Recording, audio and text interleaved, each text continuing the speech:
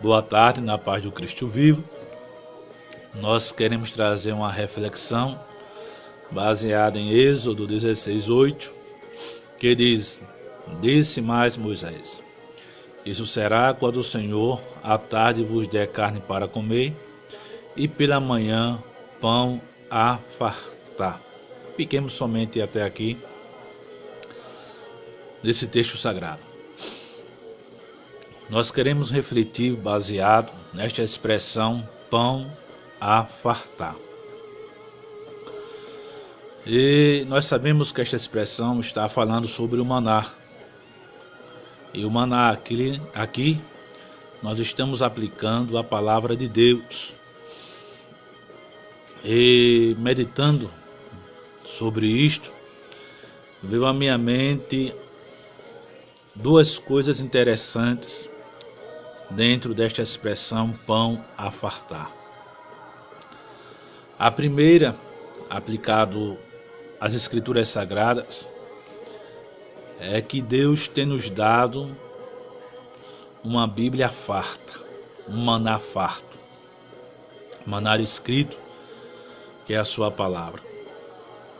Maná este, a Bíblia Sagrada, que contém 66 livros inspirados pelo Santo Espírito de Deus e escrito por homens santos, como disse o apóstolo Pedro.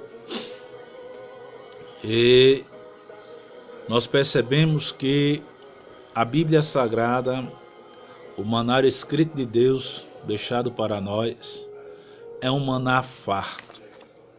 Tem muita coisa para nós aprendermos, extrairmos do livro sagrado para a nossa vida.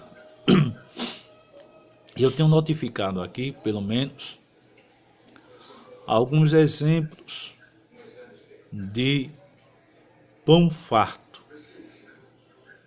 onde nós podemos extrair algo de Deus para a nossa vida. Eu tenho pelo menos aqui 5 livros sagrados, 5 manás escritos de Deus para nós, e que nesses 5 escritos há material suficiente para alimentar a nossa alma e o nosso espírito humano. Não tinha como eu pegar os 66 livros da Bíblia, porque aí o vídeo ia ficar muito amplo, mas como é uma reflexão, então estes 5 livros que nós vamos citar, exemplificá-los aqui nesta gravação, neste vídeo, dá para a gente entender o quão farto é o pão escrito de Deus para a nossa vida. E o primeiro livro é o livro de Êxodo.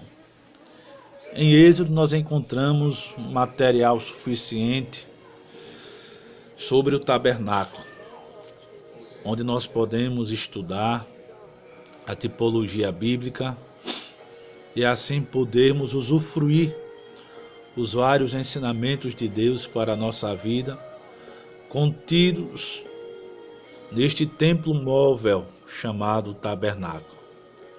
Nós vamos encontrar a pia, nós vamos encontrar a mesa dos pães, vamos encontrar o altar do holocausto, nós vamos encontrar a tenda, os querubins, que é a tampa do propiciatório também. Nós vamos encontrar os elementos contidos dentro da arca. Enfim, o tabernáculo como um todo, ele tem muito material para ser estudado, refletido, analisado, extraído lições para a nossa vida espiritual, para que a gente possa ser alimentado pela revelação de Deus contida no templo móvel, o tabernáculo. Então, Êxodo, só em se tratando do tabernáculo, há um pão farto para alimentar a nossa vida espiritual. Mas também nós podemos contemplar a caminhada ou a viagem de Israel, saindo do Egito até a terra prometida, e nesta viagem extrairmos também lições para o nosso dia a dia, para que a gente possa vencer as intempéries da vida e compreendermos um pouco do propósito de Deus para a nossa vida. Já que Israel contemplou as maravilhas de Deus, e nós, na dispensação da graça, nós cremos pela fé nos milagres, nas maravilhas que Deus operou no tempo em que Israel caminhou no deserto. Outro pão farto que nós encontramos é o livro de Salmos. Salmos é um pão farto que Deus tem deixado para os seus, para poderem extrair lições maravilhosas para a sua vida. Nós vamos encontrar em Salmos um assunto bem amplo, que é sobre o louvor. Nós vamos encontrar também em Salmo outro assunto, a lei de Deus, que pode ter outros sinônimos, pelo menos no Salmo 119, como preceitos de Deus, mandamentos de Deus, e isto mostrando a completude da sua poderosa palavra. Outro material que vamos encontrar em Salmos é sobre a adoração, que ele é um livro que é recheado sobre a adoração a Deus, que convida as pessoas a virem adorar ao único e verdadeiro Deus, o Deus Todo-Poderoso, que criou os céus e a terra. Vamos encontrar outro material em Salmos que é sobre a oração.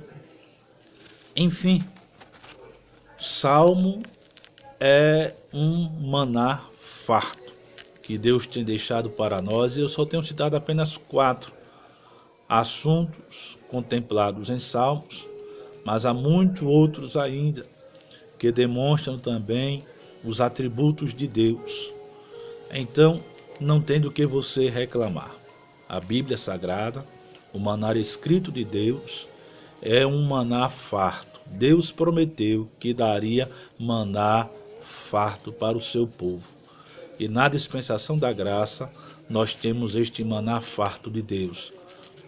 Basta nós pegarmos este maná para lermos e deixar o Espírito Santo iluminar a nossa mente, e por consequente nós vamos adquirir ensinamentos maravilhosos de Deus para a nossa vida, e seremos verdadeiramente abastecidos, e nunca cessará este maná, porque Deus foi o Deus que deu este maná.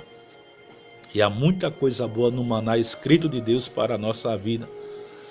Vamos ver outro livro, outro maná que Deus deixou para nós. Provérbios. Provérbios também é um maná escrito que tem tantos assuntos para podermos elevar a nossa alma a Deus, de maneira que ela seja alimentada maravilhosamente. E um dos materiais suficientes que há no maná escrito chamado Provérbios são estes. Provérbios fala sobre a adulação, conhecido também como bajulação. Certamente você conhece pessoas que gostam de ser bajuladas. Mas leiamos este maná escrito, Provérbios, e vamos encontrar em Provérbios ensinos que combatem a adulação, a bajulação. E aí certamente nós não vamos querer ser bajulados, nem vamos querer também ofertar bajulação a ninguém. Outro material que nós encontramos no maná escrito, Provérbios, é sobre amigos. Talvez você conheça pessoas que não acreditam na existência de verdadeiros amigos, mas Provérbios traz um material suficiente sobre amigos, que mostra verdadeiramente que nós podemos ter amigos aqui na face da terra. Outro material que nós vemos em Provérbios é sobre conselhos. Nós podemos também ofertar, mas também receber, né, ou pedir conselho a outros. Então, debruce no livro de Provérbios, coma este maná escrito de Provérbios, e você vai ver os ensinos maravilhosos sobre conselhos que tem este maná escrito. Outro material suficiente que nós encontramos em Provérbios é sobre a falsa testemunha.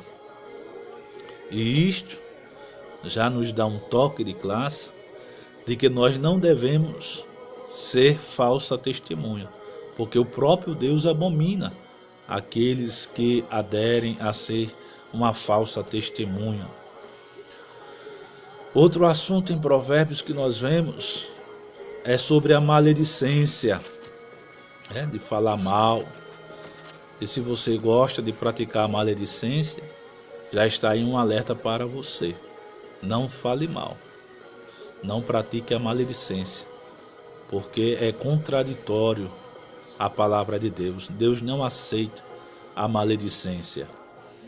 Então, são apenas alguns toques, alguns exemplos de material suficiente que há neste maná escrito chamado Provérbios, pelo qual você pode alimentar a sua alma e pode ficar bem abastecido. Mas há outros assuntos, é lógico, em Provérbios. E no Novo Testamento eu peguei um maná, apenas um maná para a gente exemplificar aqui, que é o livro de Provérbios, a epístola de Paulo a Tito, onde nós vamos encontrar material suficiente que orienta aos presbíteros da igreja como deve ser o seu perfil, o que características devem ter aqueles que exercerão ou exercem a função de presbítero na casa de Deus. E ali você vai encontrar muita coisa boa para alimentar a sua alma. Você que é um presbítero, que é um obreiro, que manuseia a palavra de Deus, que está no altar, sendo um auxiliar direto do líder da igreja, e você ali vai poder extrair mais uma vez lição para a sua vida.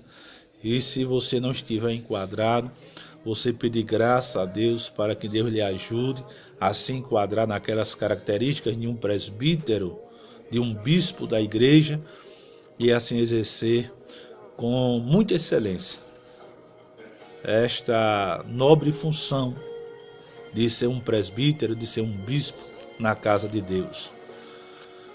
E em Tito também nós vamos encontrar material suficiente para orientar várias classes de pessoas, dentre as quais cito os jovens. Paulo, escrevendo a Tito, nesta carta ele diz que os jovens devem respeitar os idosos. Será que em pleno século XXI você já chegou a contemplar um moço, uma moça, um adolescente a desrespeitar uma pessoa idosa?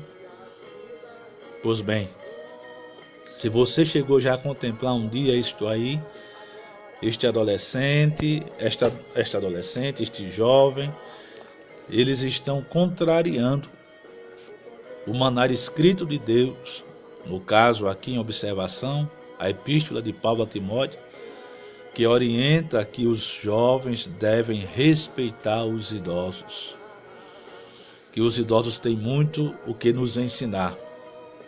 Os idosos não devem ser rejeitados, desprezados, devem ser considerados, pois são valiosos para nós. Com eles estão a sabedoria, trilharam muitos caminhos, têm muitas experiências a nos ofertar. Então, vejamos que este maná escrito de Deus é um maná farto. Basta a gente saber usufruir deste maná farto de Deus. Em observação aqui, a epístola de Paulo a Timóteo, mas também todos os demais livros da Bíblia Sagrada.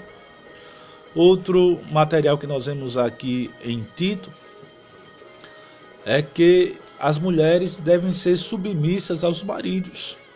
Foi esta orientação que Paulo deu a esta classe também, que as mulheres sejam submissas aos seus maridos. Isso não quer dizer que a mulher deve estar debaixo dos pés para ser pisoteada, para ser humilhada pelo seu marido. Não, de forma alguma. A submissão aqui é pelo amor. É reconhecer que Deus criou primeiramente o homem, depois a mulher. É reconhecer que o homem é o chefe da casa. Reconhecer que foi Deus que colocou o homem como cabeça da família e a mulher, de contrapartida, é sua auxiliadora. Está ali para o ajudar naquilo que for necessário na questão da casa, da educação, dos filhos, enfim. Dentro desta orientação de Paulo para várias classes de pessoas, nós encontramos também dos servos obedecerem aos seus senhores, né? Ou aos seus patrões na linguagem de hoje, quando nós vemos muitos servos querendo contrariar aos seus senhores, aos seus patrões. Digo isto dentro da lei, né? Há situações que os patrões também fogem justamente para ofender aos seus empregados. Também não se pode acontecer isso. Os patrões devem exercer a sua função dentro da legalidade da lei. Os funcionários, que são os servos, da mesma forma, um respeitando ao outro, não infringindo as leis, seja do nosso país, ou até mesmo as leis morais, as leis comportamentais de uns para com os outros. Então, meus queridos, nós vemos que as Escrituras Sagradas, que é o maná escrito de Deus, deixado para nós, é um maná farto. Farto que dá para extrair coisas excelentes, sobreexcelentes para a nossa vida, e que nós podemos muito bem crescer lendo o livro de Deus. Eu quero agora dar uma outra pontuação, ou refletir em outro ponto, dentro da expressão do versículo 15 de Êxodo 16, quando diz que os israelitas não sabiam o que era aquela coisa miúda. O que era aquela coisa miúda. E nós sabemos o seguinte, que há pessoas hoje em dia que não conhecem esta coisa miúda na expressão do texto sagrado, que é o maná. Tem pessoas que pegam a Bíblia Sagrada, mas não conhecem o conteúdo da Bíblia Sagrada, no que diz respeito às suas doutrinas bíblicas. Por exemplo, tem pessoas que não acreditam que um homem, uma mulher pode ser salvo, que um homem e uma mulher não podem declarar que são salvos. Chegam a dizer que somente Deus é quem sabe quem poderá se salvar. Mas Jesus disse: eu vim para que tenham vida e a tenham com abundância. Paulo chegou a dizer que nos salvou. Então vejamos que um ser humano, se ele se arrepender dos seus pecados e se voltar verdadeiramente para Deus, ele pode herdar, ou conquistar, ou sentir, ou declarar que é salvo na pessoa bendita de Jesus Cristo, porque Jesus Cristo veio salvar o que se havia perdido. E tem gente que não sabe esta doutrina bíblica da salvação, a semelhança dos israelitas, que não sabiam que coisa miúda era aquela ali, que era o maná. E no tocante à Bíblia, repito, tem gente que não sabe esta coisa miúda, chamada doutrina bíblica, ou doutrinas bíblicas. A doutrina da salvação, a doutrina do perdão, a doutrina da reconciliação, a doutrina da santificação, a doutrina da justificação, a doutrina da expiação, a doutrina do arrebatamento da igreja, a doutrina do juízo final e assim por diante. E eu também não conhecia estas e outras doutrinas bíblicas. Mas no dia em que eu aceitei a Jesus como meu Salvador, com 14 anos de idade, eu comecei a descobrir as coisas miúdas que há no livro de Deus, no maná de Deus. Bem assim, certamente aconteceu com você, ou poderá acontecer com você, que ainda não conhece estas doutrinas bíblicas citadas e outras que também não citei. Então, é preciso eu e você ler a Bíblia Sagrada, comer este maná de Deus, esta coisa miúda, porque tem muita coisa na Bíblia Sagrada que nós precisamos conhecer, para que assim possamos ter uma vida digna na face da terra. Olhe, a Bíblia Sagrada fala do eunuco que foi a Jerusalém adorar, que voltou para a sua terra, Etiópia. Ele estava lendo uma passagem sagrada, e Filipe, o diácono, conduzido pelo Espírito Santo ao deserto, aquela terra deserta, diz a Bíblia que ele se chegou junto ao carro e ouviu que aquele eunuco lia uma expressão que está lá em Isaías, que diz assim: foi levado como a ovelha para o matadouro, e como está mudo o cordeiro diante do que o tosquia, assim não abriu a sua boca. Na sua humilhação foi tirado o seu julgamento, e quem contará a sua geração? Porque a sua vida é tirada da terra. E foi necessário o eunuco pedir a Filipe para que Filipe dissesse, explicasse se aquilo que ele estava lendo, o profeta estava dizendo acerca dele ou se de algum outro.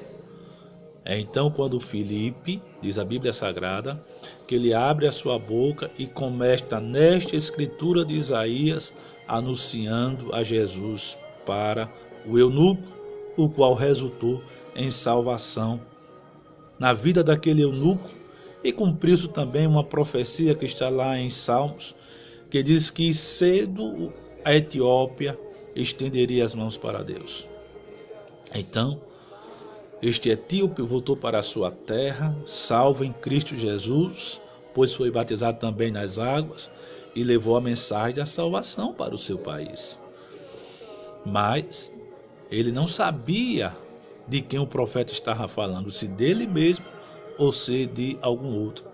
Foi necessário ele perguntar a Filipe a revelação daquela palavra, e Filipe falou de Jesus.